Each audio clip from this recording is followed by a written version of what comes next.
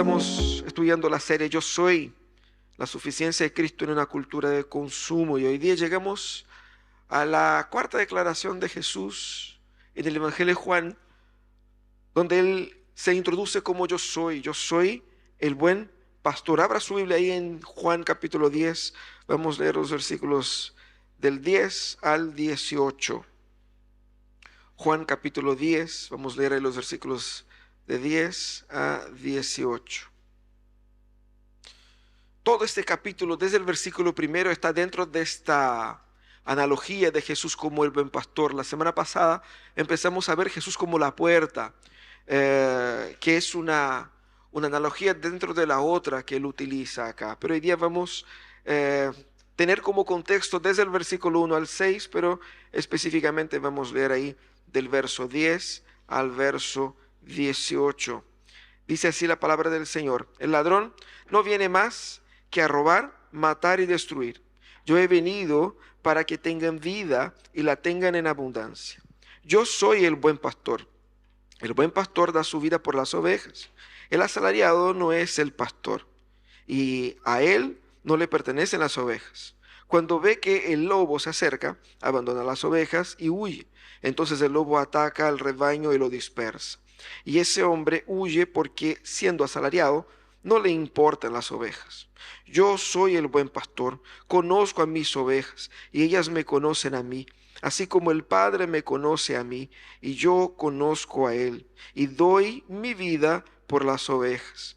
Tengo otras ovejas que no son de este redil, y también a ellas debo traerlas. Así ellas escucharán mi voz, y habrá un solo rebaño y un solo pastor.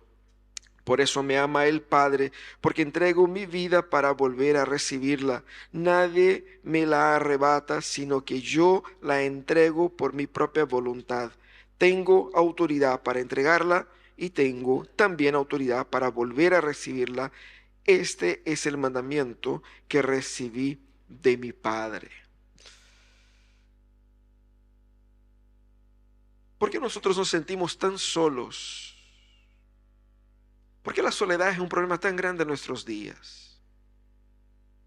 ¿Cuántas personas han sufrido constantemente con el tema de la soledad? Hay muchas causas y muchas explicaciones para eso. Es un tema obviamente complejo, pero todo eso pasa porque el ser humano ha estado mucho más fragmentado. Estamos excesivamente individualizados. El concepto de la experiencia del individuo ha sido llevado a niveles cada vez más extremos. Estamos muchas veces tan condicionados a pensar aisladamente en nosotros mismos y a partir de nosotros mismos, que nos cuesta concebir un contexto comunitario. Y más, esa fragmentación que hace con que todas las cosas sean medidas en el valor de mi experiencia y mi realización, hace con que todas las relaciones que yo tengo, todas, en algún modo o en alguna medida, sean relaciones instrumentalizadas. O sea, me relaciono para que por medio de esta relación logre que yo me sienta algo. ¿Cuántas personas frustradas en sus matrimonios están frustradas porque yo no me siento como yo quisiera y esta relación no me ha hecho a mí sentirme como yo quisiera sentirme? O de repente lo mismo pasa con tu propia relación laboral o con incluso una relación de amistad. Y hemos progresivamente perdido una identidad colectiva. Para nosotros ya pertenecer ya no es tan determinante. Yo no soy quien soy por pertenecer a un conjunto. Es al revés. Mi identidad es construida en mi individualidad. Y al participar de un colectivo, de un conjunto, yo participo en la medida en que ese conjunto fomente mi propia individualidad. Y es así como participamos de grupos, de iglesias, de conjuntos que sirven para corroborar. Por eso creamos nuestras propias cajas de eco, porque queremos escuchar solamente ciertas cosas, seguimos ciertas personas para estar en un grupo que es formado a nuestra imagen. Pero el ser humano no fue creado para ser así. Todo ese conjunto de individualización y del ser humano solitario ha conllevado a que tengamos efectivamente relaciones fluidas, de que el vínculo ya nunca es tan profundo, incluso en el matrimonio, mucho menos laboral. La fidelidad a un proyecto más grande está siempre en segundo plano. Y es difícil, hermanos, es difícil luchar contra esa tendencia. Es una tendencia. Hemos crecido, hemos vivido, hemos aprendido, hemos sido discipulados por esa cultura y por esa doctrina. Y a nuestro corazón carnal le agrada eso. Jesucristo estaba hablando aquí que Él es el buen pastor.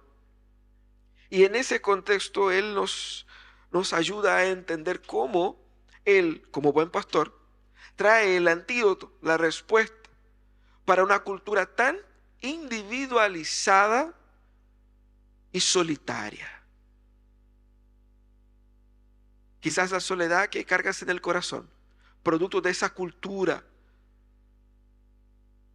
encuentre respuesta en el cuidado del buen pastor que tenemos en Jesús. Jesús, el buen pastor, se presenta como aquel que responde al pecado del individualismo humano y al problema de la soledad y del pecado. ¿Cómo Jesús entonces nos ayuda a sanar nuestro corazón individualista? Cuesta, pero ¿cómo? ¿Cómo? ¿De qué manera? ¿Qué es lo que Jesús dice acá que responde a eso? Jesús, cuando hablaba a los creyentes de aquella época juntamente con los líderes fariseos, se presenta a sí mismo como siendo el buen pastor, utilizando una metáfora, como dijimos la semana pasada, una metáfora común a la gente, una analogía común a las personas, porque la gente sabía que lo que era un pastor de ovejas, una persona que cuidaba ovejas, era una persona del campo, una persona que tenía una tarea de proteger, de alimentar. Y Jesús dice, yo soy el buen pastor. Cuando Jesús habla y da este sermón, Él nos quiere recordar 4 cosas. Y esas 4 cosas vienen a nuestro corazón a rescatarnos de nuestro individualismo. La primera cosa que Jesús nos recuerda es que cuando Él se dice pastor, Él quiere decir que nosotros somos ovejas. Nosotros nacidos en el siglo XXI, que quizás nunca hemos visto una oveja de verdad en la vida, no tenemos idea de lo que es. Hay una canción que cantamos con los niños, que incluso debiéramos haber puesto. Soy una ovejita del rebaño del Señor. Qué tierno, ¿cierto? Y la ovejita tiene ese elemento tierno. Pero en la mentalidad de los hebreos, de los judíos de la época, oveja no era un elemento tierno digo.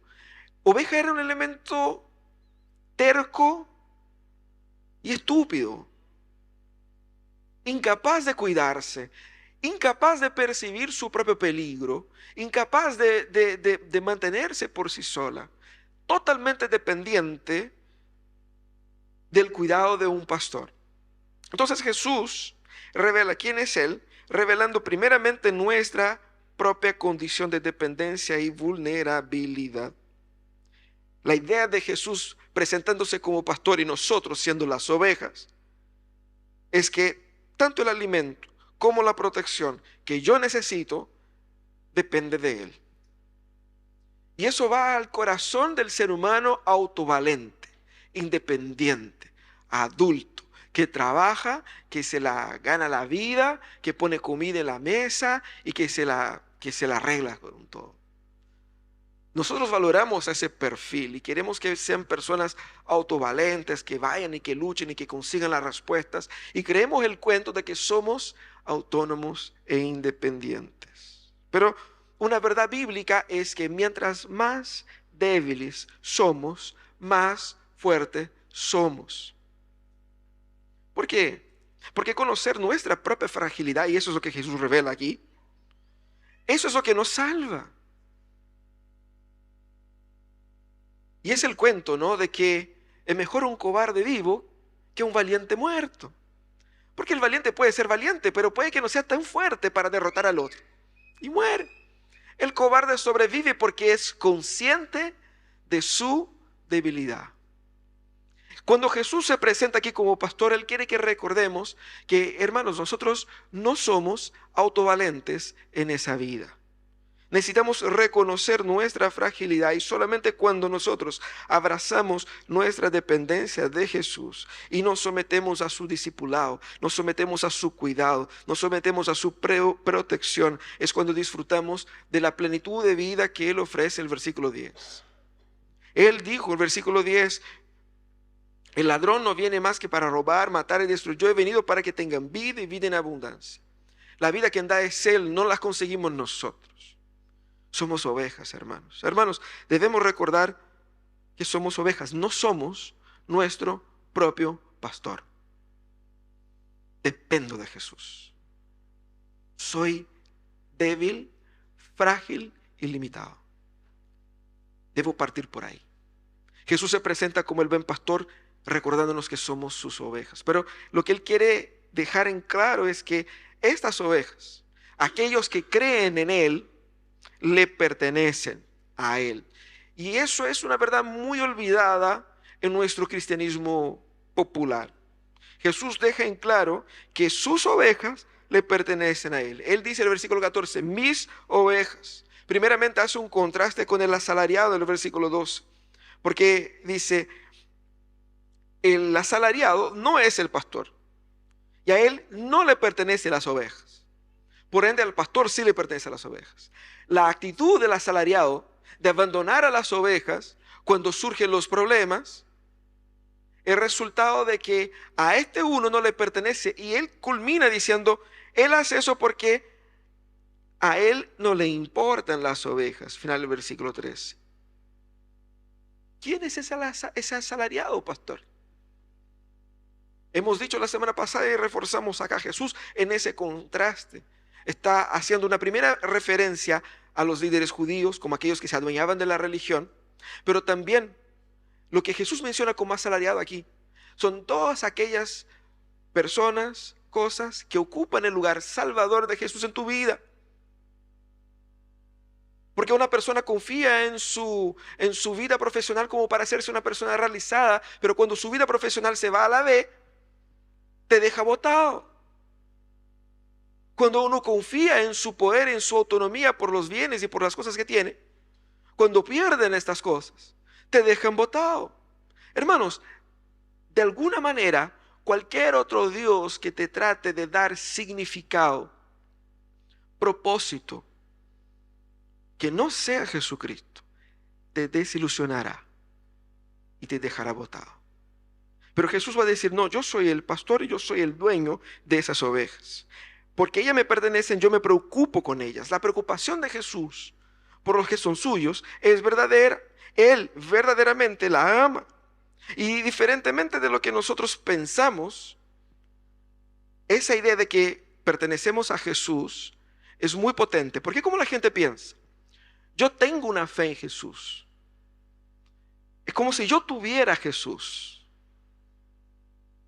Jesús va a decir, no es tú que me tienes a mí. En primer lugar, soy yo el que te tengo a ti. Es diferente. Es muy diferente. Porque la postura de aquel que decide tener a Cristo o no, como si Cristo fuera algo que yo pueda hacer mío y pertenecerme a mí, es una postura de dominio por sobre la cosa pertenecida. La cosa pertenecida es inferior a la cosa que pertenece. ¿Sí o no? Aquel que tiene potestad sobre mí me controla, es mi dueño. El problema es que hemos inventado una fe donde nosotros poseemos a Jesús, donde nosotros tenemos a Jesús. Es mi fe y yo la pongo donde quiero. Ahora quiero poner en Jesús, a ver. Y vivimos nuestra vida como si nosotros la controláramos así. Lo que Jesús va a decir es que no, hermanos, entiendan. Ustedes son ovejitas primero. Y como ovejas, ustedes son mías. Por eso las protejo. Pero ustedes no son de ustedes mismos. Son mías. Cambia la dinámica. Y es porque somos de Él. Y Él dice, porque somos de Él, Él nos conoce. Él conoce todas tus mañas, todos tus chamullos, todas tus mentiras y tus engaños y todas las ideas turbias que tiene en la mente, las ideas correctas que tiene en la mente. Dios conoce. Jesucristo te conoce y te cuida porque te conoce. Y es por eso que en muchas oportunidades Dios te pone ante fracasos y logros. Porque Él te conoce y sabe el tipo de fracaso que necesitas para que tu carácter sea formado. Pero Él te ama y sabe los logros que necesitas para que generes un corazón más agradecido. Él te conoce. Y la verdad de la historia aquí es que Él me conoce más a mí que yo a Él. Y yo puedo descansar en eso. Porque cuando yo voy al médico y Él ve a mis exámenes, yo me conozco a mí. Yo sé lo que yo he comido, lo que yo he hecho, cómo he dormido. Yo sé, el médico no. El médico ve los informes. Pero cuando ve los informes, Él ve algo sobre mí que yo no conozco. Ahí trae unos números, así, un número más para arriba, más para abajo. Uno puede googlear y ver si está bueno, si está malo. Pero el médico va a ver ese conjunto de información y va a saber más sobre mí que yo mismo, porque con estos números él tiene una otra información que yo no tengo de toda la medicina que va a permitir analizarlo de mejor manera. Por lo tanto, el cuidado que él pueda proveer por medio de esto, creo que es más eficaz que mi propio juicio leyendo mi propio. Tengo que confiar en quien conoce más. Y eso es lo que Jesús quiere que entendamos. Debo creer en Jesús porque yo le pertenezco, porque Él me conoce y porque Él me conoce, Él me cuida. Y aquí el conocer es hermoso porque Él, versículo 3 y 4, Él las llama por su nombre. Eso no era común, un pastor de la época no llamaban ovejas por su nombre, no tenían nombres. Hoy día ponemos nombres, ¿no es cierto?, en los pets. Hay nombres, incluso nombres de gente. Pero no es que había nombres de cada ovejita. ¿Qué quiere decir a Jesús? Jesús tenía una relación profunda y directa con estas personas a las cuales Él está salvando. Y esa relación profunda que Jesús muestra acá, Él hace una comparación entre su relación con las ovejas y la relación que Él tiene con el Padre. Y Él dice, de la misma manera que yo y el Padre nos conocemos, yo conozco a mis ovejas y ellas me conocen. Hay una relación profunda y eso es lo que el apóstol Pablo va a enfatizar con la idea de estar en Cristo. No hay como simplemente creer Jesús como si fuera un concepto. Él habla sobre estar. Es una relación tan profunda, íntima, donde nos conocemos por la mirada. Seguramente usted que es casado ya ha pasado por esa situación de que tu señora te mira, con una mirada ya sabes todo. O cuando chico, que tu mamá te miraba de una forma, estamos aquí con la iglesia, estamos desordenados, y te miraba así, y era la mirada mortal. Tú sabías que al llegar a casa tendrías problemas. Ella no dijo nada, pero nos conocemos. Jesús establece aquí que la relación que Él tiene con sus ovejas no es una relación meramente funcional, es una relación esencial, es estar en Él, es ser parte de uno con Él. Yo tengo que recordar que no soy yo quien tiene a Cristo, es Él que me tiene a mí. Y más, que yo no soy mío, yo necesito de su ayuda. Yo soy de Él y puedo descansar en Él porque yo le pertenezco y Él me conoce. Gran parte de nuestra ansiedad, gran parte de nuestra angustia, gran parte de nuestros sufrimientos, incluso emocionales, se dan por la falta de creencia de que yo estoy en Él, no soy algo externo a Él. Él me conoce y Él me ama. Y yo puedo sentarme a orar sin decir una sola palabra, porque todas las cosas locas que pasan por mi mente son conocidas por aquel que me ama y que me cuida. Soy suyo y nadie me puede arrebatar de sus manos. Ahora, Jesús también viene a recordarnos que nosotros somos un rebaño, porque el individualismo moderno nos hace pensar, yo soy la ovejita, y de hecho la ovejita favorita del Señor. Y empezamos a pensar en la relación del Señor de una forma muy individual. Y es así como proyectamos la espiritualidad también de forma individualizada, como si eso fuera un restaurante donde usted va con su familia o solo y se sienta en su mesa, esa es su mesa. No importa si al lado está fulano, beltrano, ciclano, no importa. Con que te lleven la comida que quieres, con que te lleven la bebida que pediste, con que te sirvan bien, es tu experiencia única y privada. Iglesia no es así. Iglesias es una comunidad donde estamos todos comiendo del mismo plato. Y eso es lo que él quiere recordar, las relaciones entre el pastor y el rebaño. Siempre.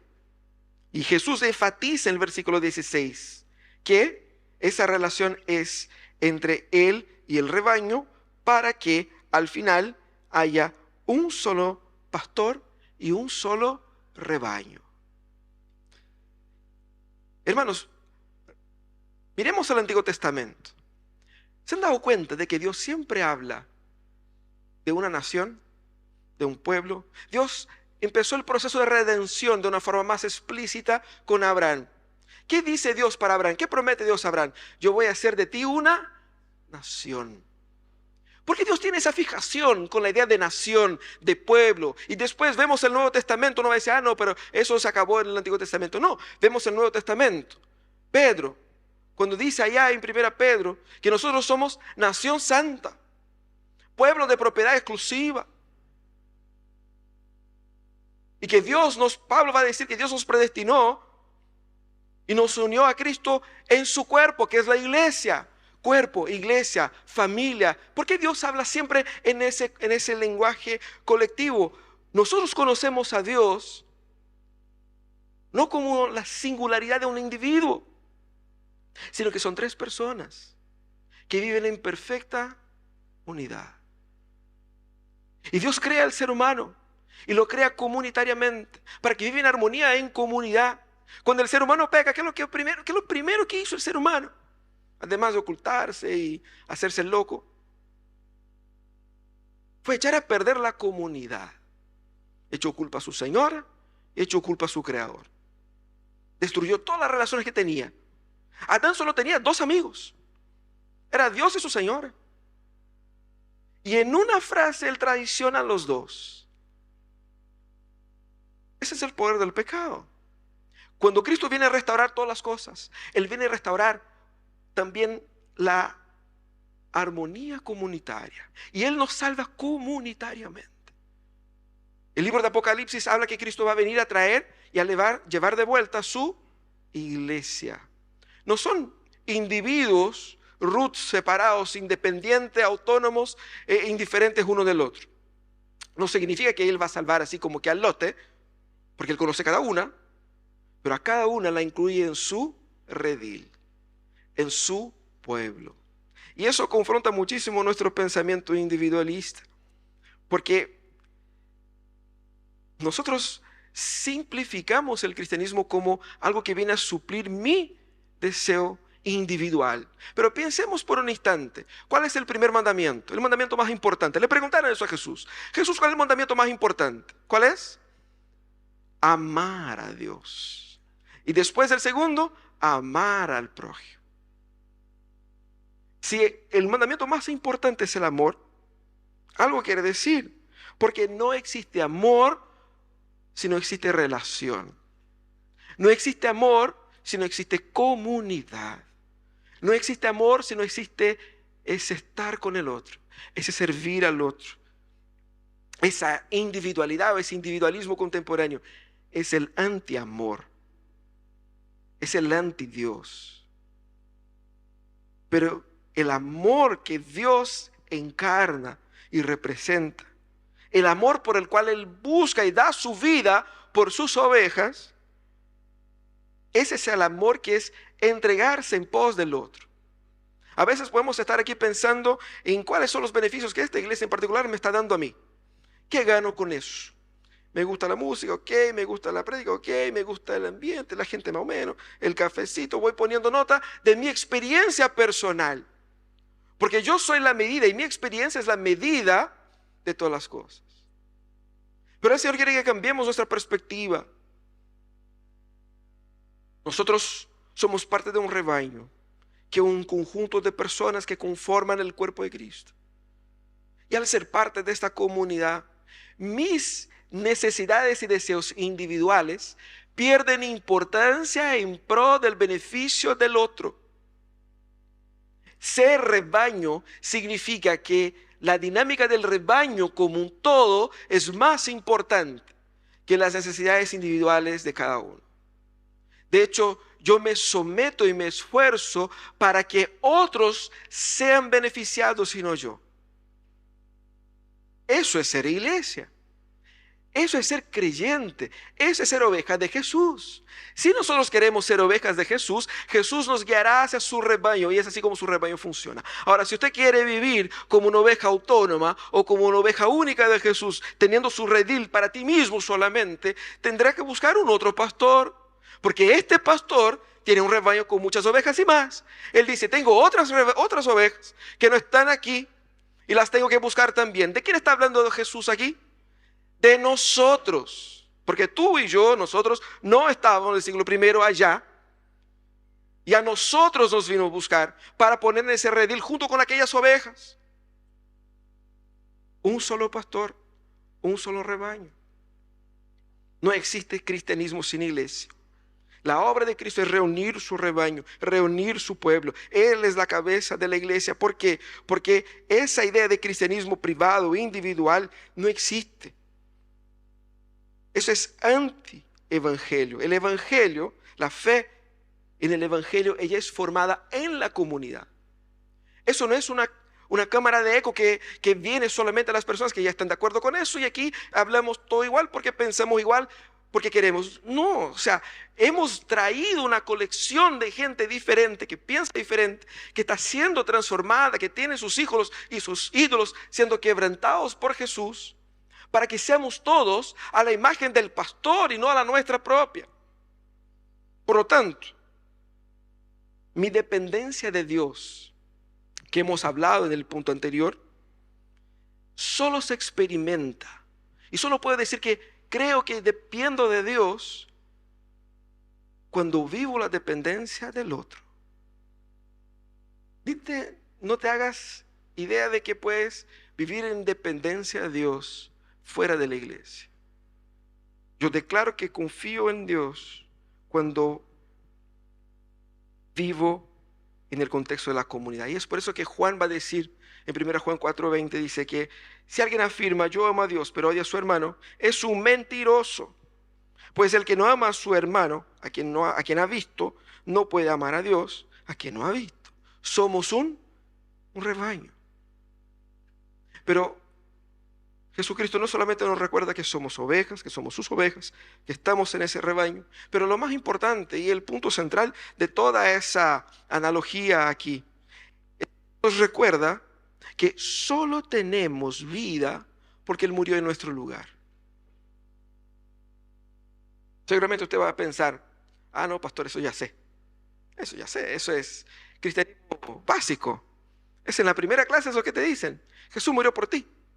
Pero miremos con atención lo que Jesús dice acá. La característica del buen pastor no es que el buen pastor cuida bien a la oveja, porque eso es esperar. Él pone aquí las ovejas siendo atacadas por ladrones y por fieras, por bestias. Y él pone que el opuesto, el asalariado, no se preocupa de las ovejas y las deja vulnerables a los enemigos. Él no se presenta como que aquel que derrota a los enemigos que atacan a la oveja. ¿Se han dado cuenta? Yo soy el que mata el animal que viene a herir a las ovejas, que castiga al ladrón. Pero en contrapartida, ¿qué dice Jesús? Soy aquel que da su vida por las ovejas. Suena un poco raro, ¿no?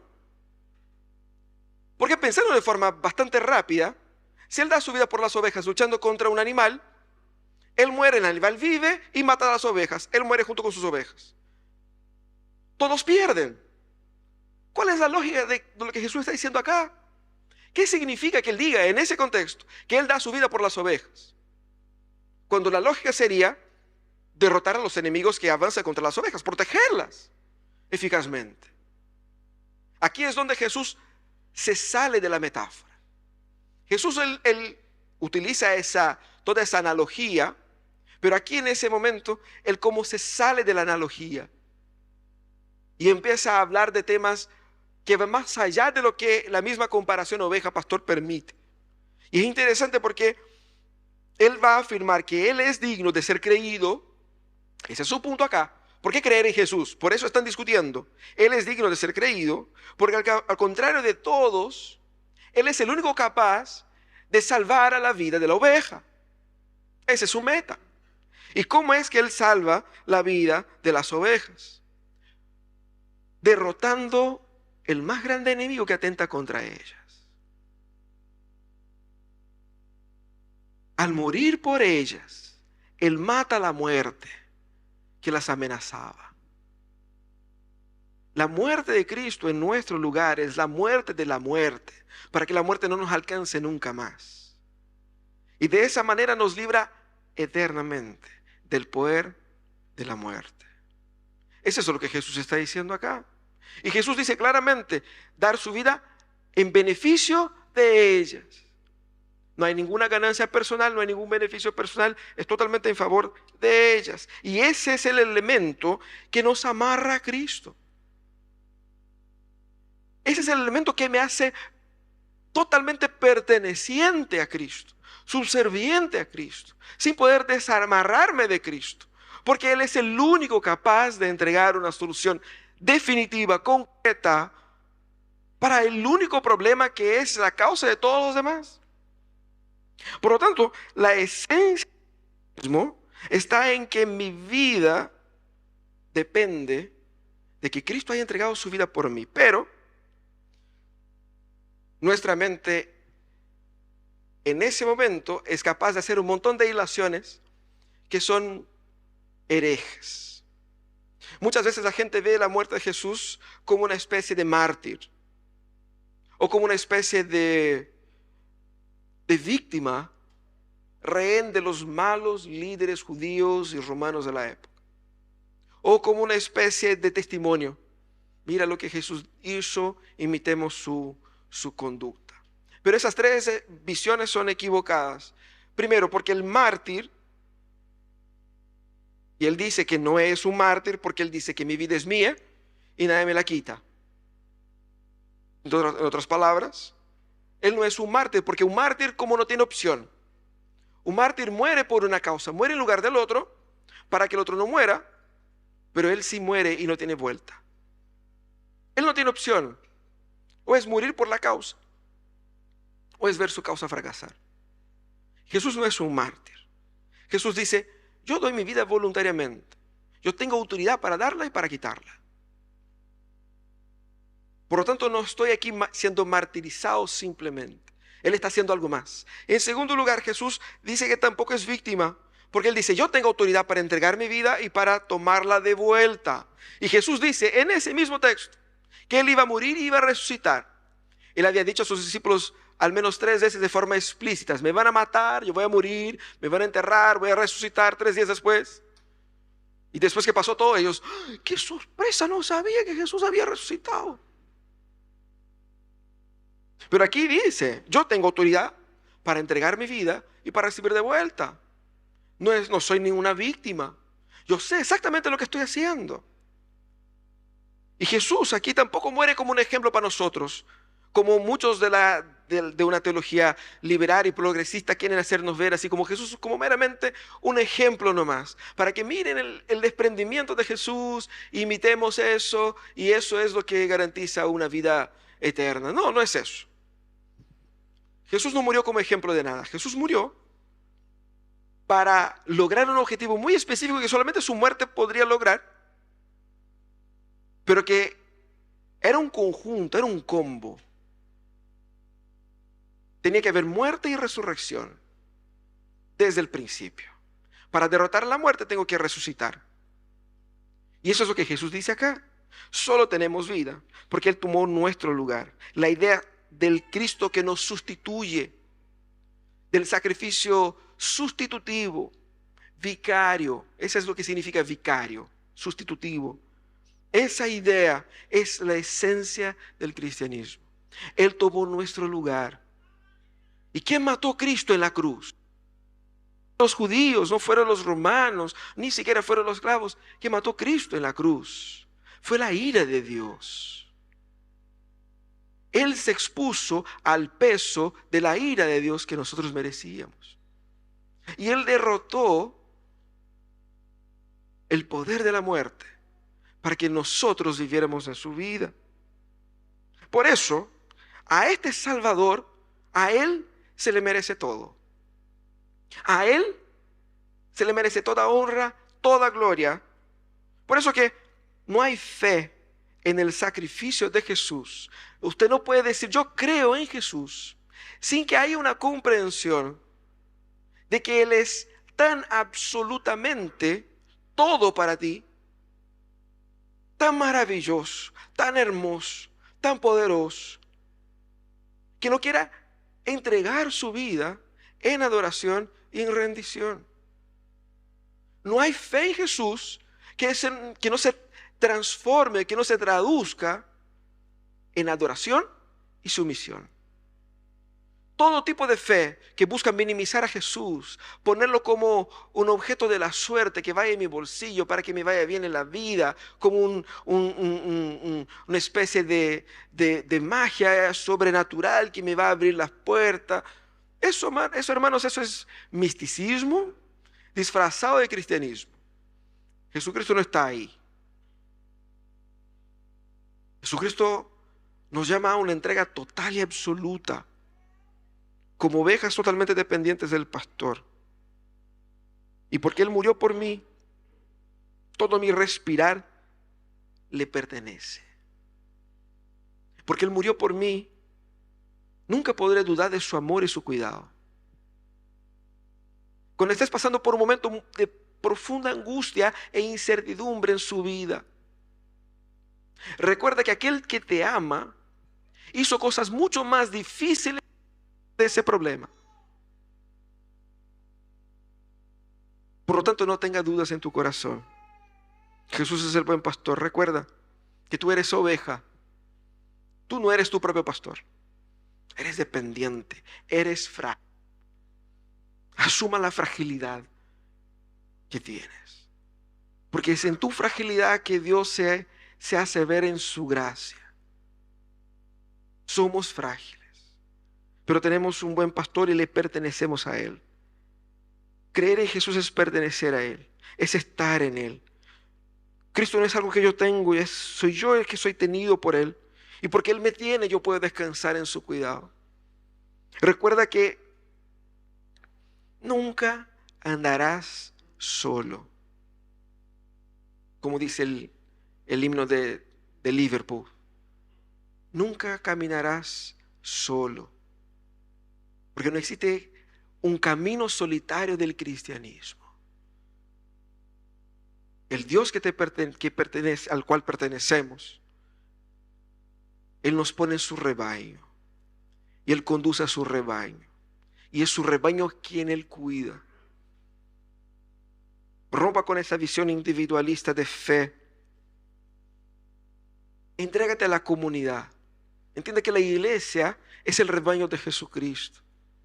En la iglesia nosotros estamos siendo cuidados por Jesús, pastoreados por Jesús.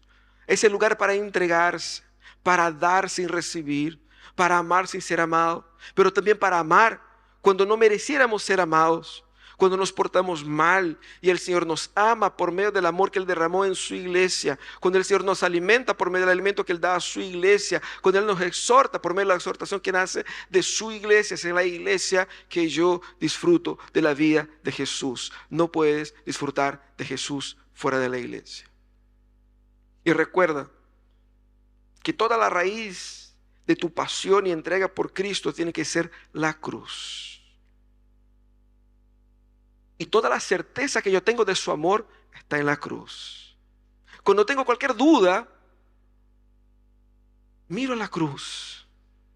Porque la cruz va a disipar toda duda. Porque aquel que entregó a su propio Hijo por nosotros, ¿cómo no nos entregará con Él todas las demás cosas? No dudes de su amor. Deja que Dios te cuide. Porque Él ya te ha dado lo más importante y todo lo demás viene con... Está en el plan.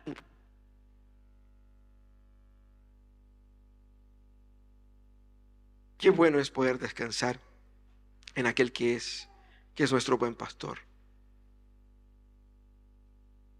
Nosotros a veces enfrentamos muchas tribulaciones en la vida y pensamos que vamos a hundir en el océano de las preocupaciones.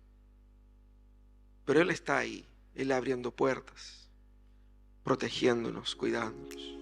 Él nos ama, somos suyos.